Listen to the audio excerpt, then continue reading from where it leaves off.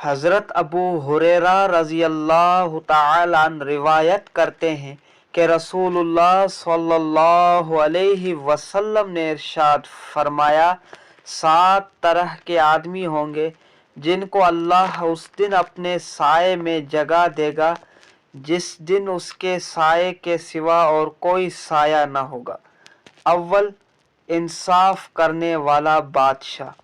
دوسرا، وہ نوجوان جو اپنے رب کی عبادت میں جوانی کی امنگ سے مصروف رہا۔ تیسرا، ایسا شخص جس کا دل ہر وقت مسجد میں لگا رہتا ہے۔ چوتھا، 2 ایسے شخص جو اللہ کے لیے باہم محبت رکھتے ہیں اور ان کے ملنے اور جدا ہونے کی بنیاد یہی للہ المحبت ہے۔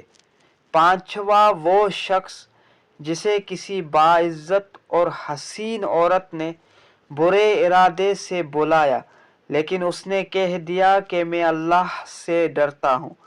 چھٹا، وہ شخص جس نے صدقہ کیا مگر اتنے پوشیدہ طور پر کہ بائیں ہاتھ کو بھی خبر نہیں ہوئی کہ داہنے ہاتھ نے کیا خرچ کیا۔